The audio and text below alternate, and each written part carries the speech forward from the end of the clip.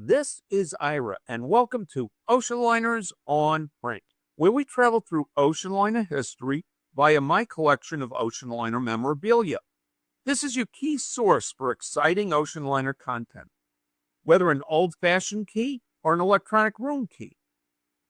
In this presentation, we are going back to 2019 when my wife Sarah and I spent 4 nights on the Queen Mary Hotel in Long Beach, California, and used it as a base for part of our California vacation. As an avid lover of traditional passenger ships, I took many photographs on board, documenting details of the ship. We did not take any of the tours on board. I want to share with you my documentation of the ship to help spread the word of the magnificent details of the ship. Yes, you will notice some faults with how the ship was presented in 2019. You will also observe the Queen Mary's shine gleaming against the forces of time. Don't be surprised when you see things like weather-beaten deck planking, period-incorrect carpeting, period-incorrect furniture, peeling exterior paint, questionable condition of our bathroom and our stateroom. If you look up on YouTube Queen Mary updates, you will see since after the ship was reopened post-COVID, many renovations have taken place, or are ongoing, or planned in the near future. You are talking about a 90-year-old ship that was intended to serve no more than 40 years. It is a big project to keep the ship in good shape. This is not like maintaining a building. When you have wood and metal exposed to salt air and salt water, you have a recipe for constant maintenance. The ship is filled with life. It's not just for wandering around on. There is a variety of tours one can take on board. Every day there are multiple events on board the Queen Mary. At the end of the day, I would rather have a classic that still exists in not perfect shape than to have it disappear at the hands of the scrappers. In line with that thinking, the awful addition of decks with balcony cabins that disfigured the appearance of the Norway was a good thing, as it kept the ship relevant as balcony mania swept the cruise industry. I believe the Norway's ugly addition may have kept it in service a few years longer than if the balcony cabins were not installed. So, imperfect is better than non-existence. The restaurant and hotel aspect of the Queen Mary is something to be experienced. Here are a couple of views of the ship from across the harbor. Most of the lifeboats have been removed since our visit. They were deemed structurally unsafe. Here we have the towering funnels of the Queen Mary. The square ventilators near the funnels provided fresh air to keep the Queen's machinery running efficiently and preventing of overheating. Come with Sarah and I and experience this vestige of a bygone era. Let's park our car, show our ticket for boarding. Let's enter the Queen Mary on A deck. This was the first class entrance hall.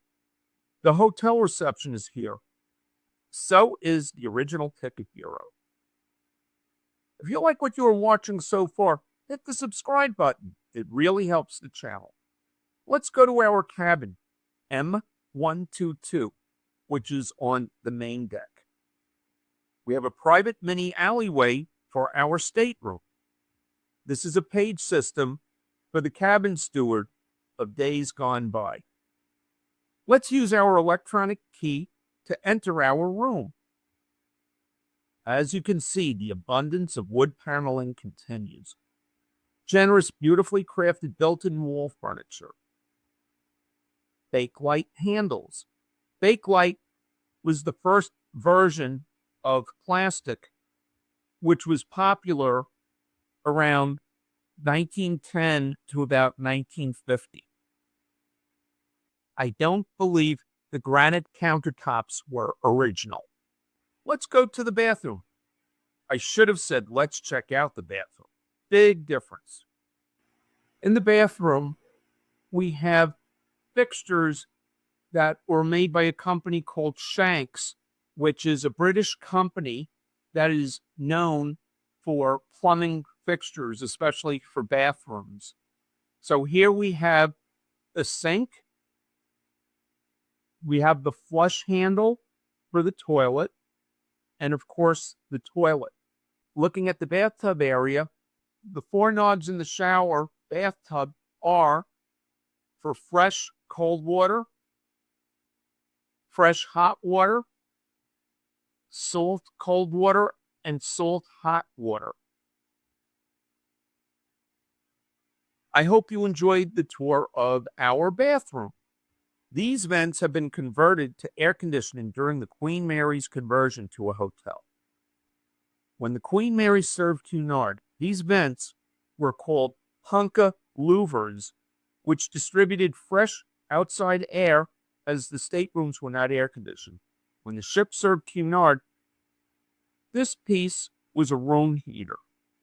The clock above would be changed from the bridge once daily, as the ship during transatlantic crossings would be entering a different time zone each day.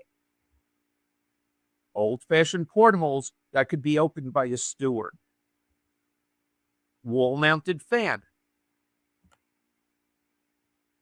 The flat-screen TV took away from the 1930s feel, but then again, when people go to a hotel, they expect a TV in the room. I hope you enjoyed the tour of our stateroom, M122. Please put your comments below. What did you like most, and what do you think could be improved?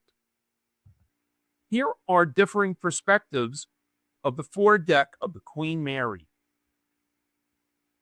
Here's Sarah and I. You can see sections of the deck that were pitted and others that were replaced. And here we have pictures of the bridge.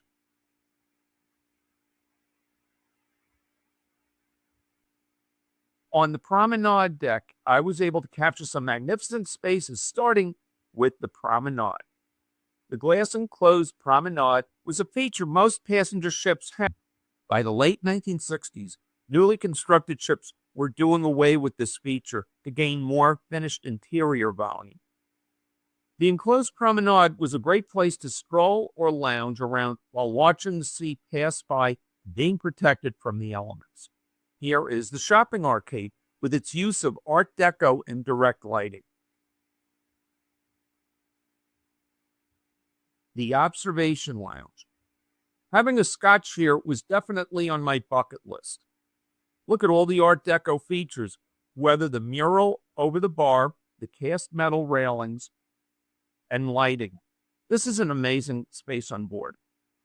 This is Sarah in the observation lounge. And here is me, of course. Here on the sun deck, we see several views of the lifeboats, which have since been removed.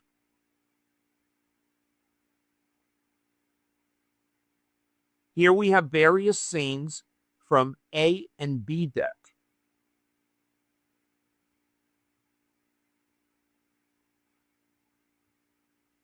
On C deck, we have what was the first-class restaurant.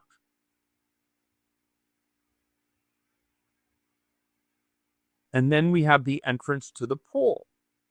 The pool has been closed for planned renovations. More views on C deck. Now we are in second class. Here are a series of frosted glass panels on the second class stairwell. All of them are transportation themed.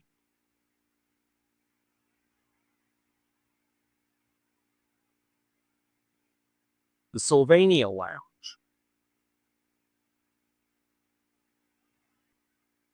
An elevator area in second class. Here we have various staircase images. Beautiful wood paired with period incorrect carpeting. In spite of this, the atmosphere of elegance within the Queen Mary is overwhelming. I always say that any situation in life can be related to the Three Stooges. Here is a plaque mounted inside the Queen Mary dedicated to the Three Stooges.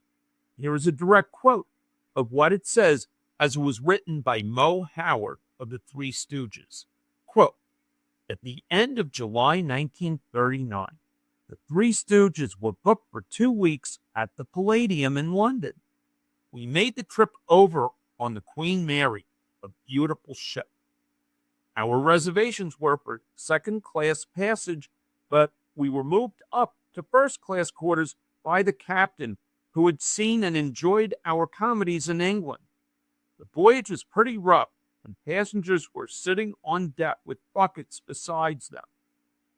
My sea legs were pretty good, so the rough waters didn't bother me, but Larry wasn't taking the trip too well. I suggested that he stroll the deck for some fresh air. We had only walked a few feet when Larry heard one of the passengers retching. At the first sound, he took off for his cabin as though he were shot out of a cannon. Fortunately, our passage back to the States had been booked on our arrival to London. As I recall, we left London in September of 1939 on the Queen Mary. It was the last civilian trip she made until after World War II. Mo Howard, I Stooged to Conquer, autobiography of the leader of the Three Stooges. On that note, I hope you enjoyed our visit to the Queen Mary Hotel. I hope you enjoyed the tour of the Queen Mary Hotel. What did you like most? The tour of our stateroom, a choice of bathing in salt of fresh water, the grandeur of a bygone era, Art Deco furnishings, the Three Stooges? Please place your comments in the comment box below. Remember to hit the subscribe button to ensure you receive the latest exciting ocean liner content. Thank you from Ocean Liners on Print.